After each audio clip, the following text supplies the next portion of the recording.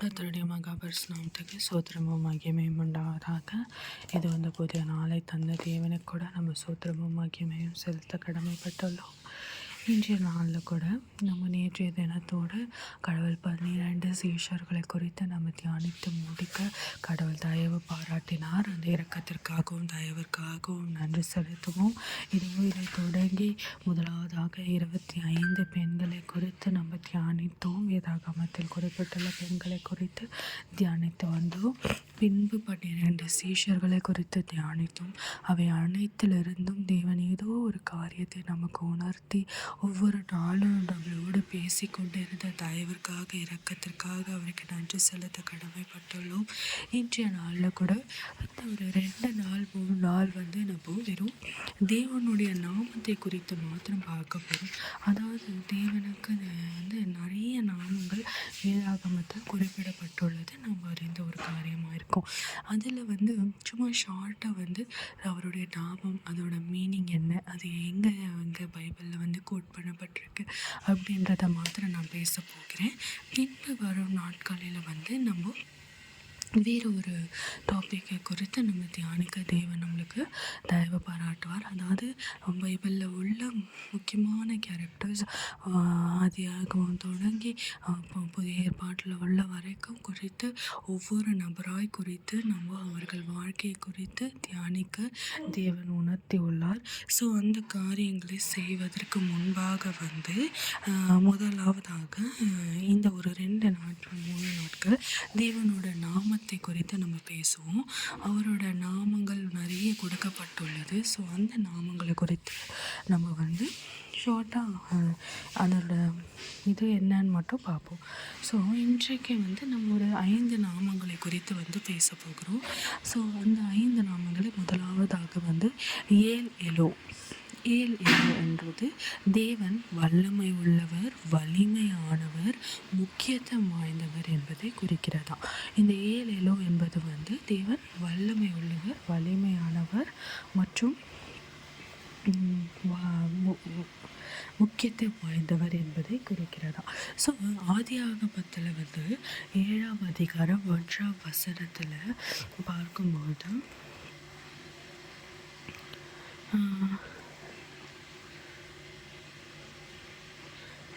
ஒரு நிமிஷம், ஏசாயா 9ஆம் அதிகாரம் 6ஆம் வசனம்.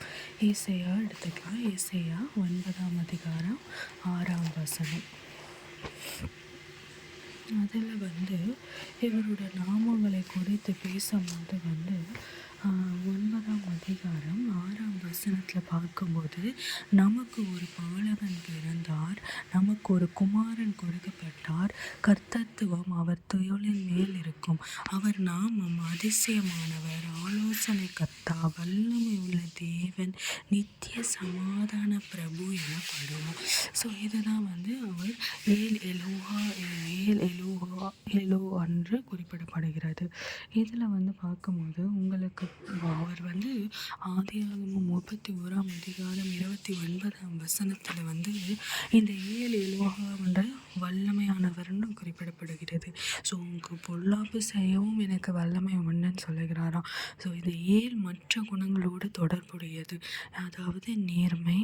என்னாகமும் எண்கள் நம்பர்ஸில் 23:19 இது நேர்மையாகவும், உபாகமும் 5ஆம் அதிகாரம் 9ஆம் வசனத்தில் வைராக்கியம் என்றும், நெகேமியா 9:31 இரக்கம் என்றும், ஆனால் வலிமை என்கிற அடிப்படை யோசனையோடைய தொடர்ச்சியாக இருக்கிறது.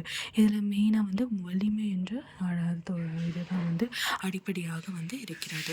ஸோ இந்த ஏல் எலோ என்பது தேவன் வல்லமை உள்ளவர், வலிமையானவர், முக்கியத்துவம் வாய்ந்தவர் என்பதை குறிக்கிறது. இரண்டாவதாக எலோஹிம் தேவன் சிருஷ்டிகர், வல்லமை உள்ளவர் மற்றும் வலிமை மிக்கவர் என்பதை குறிப்பிடுகிறதா. இது ஆதியாகமம் 17ஆம் அதிகாரம் 7ஆம் வசனத்தில் மற்றும் எரேமியா 31ஆம் அதிகாரம் 33ஆம் வசனத்தில் பார்க்க முடிகிறது. ஸோ இது எலோஹிம் என்பது தேவன் சிருஷ்டிகர், வல்லமை உள்ளவர் மற்றும் வலிமை மிக்கவர் என்பதை குறிப்பிடும் வகையில் வேதாகமத்தில் குறிப்பிடப்பட்டுள்ளது. இது ஆதியாகமம் 17ஆம் அதிகாரம் 7ஆம் வசனம் பார்க்கும்போது, உனக்கு பின்வரும் சந்ததிக்கும் நாம் தேவனாயிருக்கும்படி எனக்கும் உனக்கு பின் தலைமுறையாகவும் உன் சந்ததிக்கு நடுவே என் உடன்படிக்கையை நித்திய உடன்படிக்கையாக ஸ்தாபனிப்பேன் என்று குறிப்பிடுகிறார். அதாவது தேவனாக இருக்கும்படி அவர் சிருஷ்டிகராக இருக்கிறார், வலிமை மிக்கவராக இருக்கிறார். இது எல்லாத்துலேயும் இந்த ரெஃபரன்ஸ் இது டைரெக்டாக இந்த எலோஹிம் என்பதை குறிப்பிடாது, அதோட பீடிக்ஸை குறிப்பிடும். ஸோ அந்த பீடி கர்த்தர் சிருஷ்டிகராக இருக்கிறார், வல்லமை உள்ளவராக இருக்கிறார் என்பதை உணர்த்தும் வகையில் இது இருக்கும். இது மேலும் வேதாகமத்தில் முதல் வாக்கியத்தில் இருந்தே தேவன் உலகத்தை இருத்தலுக்குள் தான் பேசி கட்டளையிட்டதால் இருந்தது. இதிலிருந்து தேவனுடைய வல்லமையின் மிகச்சிறந்த தன்மை தெளிவாகிறது.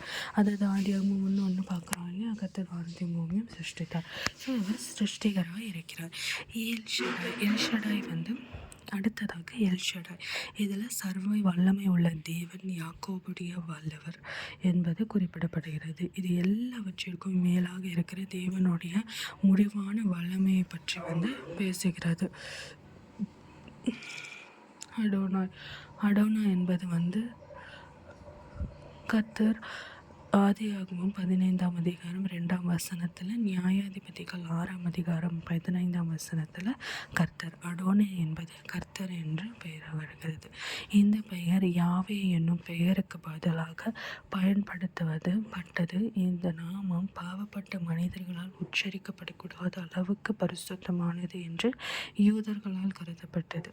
பழைய ஏற்பாட்டில் யாவே பெரும்பாலும் தேவன் தாம் தெரிந்து கொண்ட தனது மக்களுடன் கையாளும் போது பயன்படுத்தப்படுகிறது. அதே சமயம் அடோனே புறஜாதிகளுக்கு தொடர்பு கொள்ளும்போது அதிகமாய் பயன்படுத்தப்படுகிறது.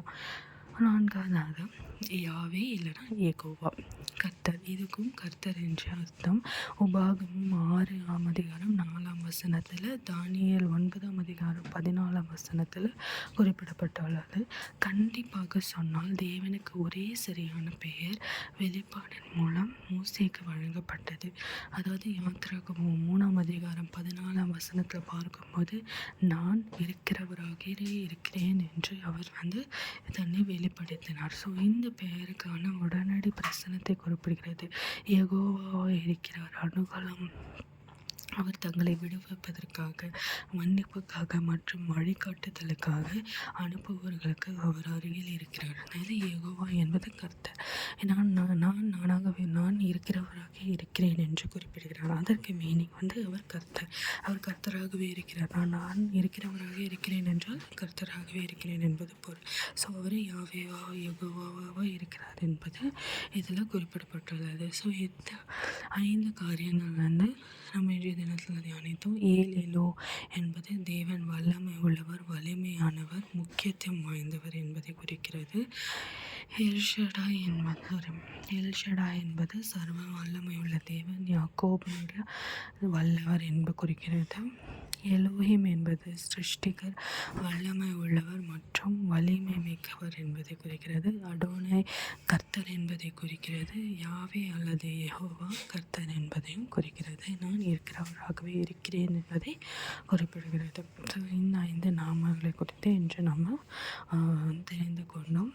ஸோ கர்த்தரை நம்ம துதிக்கும் போதும் ஜெபிக்கும் போதும் இந்த காரியங்களை கொண்டு, இந்த நாமங்களை கொண்டு நம்ம ஜெபிக்கும் போது அது இன்னும் வல்லமையாக இருக்கும் என்பதை நம்ம தெரிந்து கொள்ளலாம். மேலும் நீங்கள் இதை குறித்து ஆராய்ந்தவனா இந்த ரெஃபரன்ஸை படித்து, நீங்கள் அந்த ரெஃபரன்ஸில் இந்த பெயர்கள் நேரடியாக குறிப்பிடப்பட்டுள்ளது, அதனோட மீனிங்ஸ் குறிப்பிடப்பட்டு இருக்கும். ஸோ இந்த எலோஹிம், எல்ஷடாய், அடோனாய், யாவே அல்லது யெகோவா என்ற நாமங்களை குறித்து நாம் மேலும் தியானிப்போம். மீதியான நாமங்களை குறித்து நாளை தினத்தில் தியானிப்போம். ஜெபிக்கலாம். நேற்றும் இன்றும் மாறாத நல்ல தகப்பனே அப்பா ராஜா, இதோ இந்த புதிய நாளுக்குள்ள எங்களை வழிநடத்தின தயவுக்காக இரக்கத்திற்காக நன்றி அப்பா. இதோ இந்த புதிய தொடக்கமாய் அப்பா உம்முடைய நாமத்தை குறித்து நாங்கள் தியானிக்க நீர் பாராட்டின கிருபைக்காகவும் இரக்கத்திற்காகவும் நன்றி அப்பா. இதோ அப்பா உம்முடைய நாமங்களை குறித்து நாங்கள் தியானிக்கும் போது கூட அப்பா அதன் வல்லமைகளை நாங்கள் புரிந்து கொள்ள கிருபை பாராட்டுங்க அப்பா.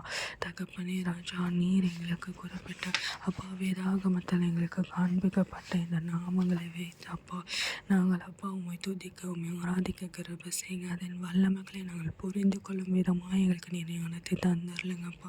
நீர் ஏல் எலோஹா எல் ஷடாயாய் எலோஹிமாய் அடோனியாய் யாகையோ அப்பா யாவேவாய் எகுவாய் இருப்பதற்காக நன்றி. நான் இருக்கிறவராகவே இருக்கிறேன் என்று சொன்னேன் கர்த்தரே அப்பா. நீர் எகோவாய் இருப்பதற்காய் நன்றி அப்பா. உம் நாமங்களை அப்பா நாங்கள் தியானிக்கும் பொழுது அப்பா அதன் வல்லமையை புரிந்து கொண்டப்பா உங்களோட நாமத்தை நாங்கள் உயர்த்தும்படியாய் அப்பா எங்களை நீர் தகுதிப்படுத்துங்க ராஜா. நாங்கள் முழுவதிலும் கூட இந்த புதிய தொடக்கத்தோடு நீர் இறங்கப்பா. அப்பா இதை நாங்கள் புரிந்து கொள்ளவும் உங்களோட நாமத்தின் அப்பா அதிசயத்தையும் அப்பா மேன்மையும் நாங்கள் புரிந்து கொள்ளும் விதமாய் அப்பா இந்த நாமங்களை எங்கள் வாழ்க்கைகளை அப்பா தினந்தோறும் அப்பா எங்களோட அன்றாட தேவைகளை அன்றாட நோக்கங்கள் அப்பா இந்த ஒரு நாமம் அப்பா எங்களோடு வரவும் அப்பா எங்கள் மத்தியில் அப்பா வாசம் செய்யவும் நிற்கிறவை பாராட்டுங்க ராஜா. இந்த நாமங்களை அப்பா நாங்கள் உள்வாங்கி கொண்டு நீர் எவ்வளவு மேன்மையானவர் என்பதை நாங்கள் நித்தம் உணர்ந்து நடக்கும்படியாக எங்களை நீர் மாற்றுங்க. இந்த நாமங்கள் அப்பா மேன்மையானவைகள் அப்பா நீரப்பா அப்பா நீரப்பா மேன்மையானவர் ராஜா. உங்களுக்கு கொடுக்கப்பட்ட இந்த நாமங்களை நாங்கள் அறிந்து ஆராய்ந்த போது அப்பா நாங்கள் உம்மோட விசேஷத்தை அப்பா உம்முடைய மேன்மையும் நாங்கள் புரிந்து கொள்கிற பேசுங்க. நீரே எங்களோடு இருந்து வழிநடத்துங்க, ஆசீர்வதிங்க, பலப்படுத்துங்க. மீட்பு ரட்சகருமாகிய இயேசு கிறிஸ்துவின் ஜெபம் நல்ல தகப்பனே, ஆமென்.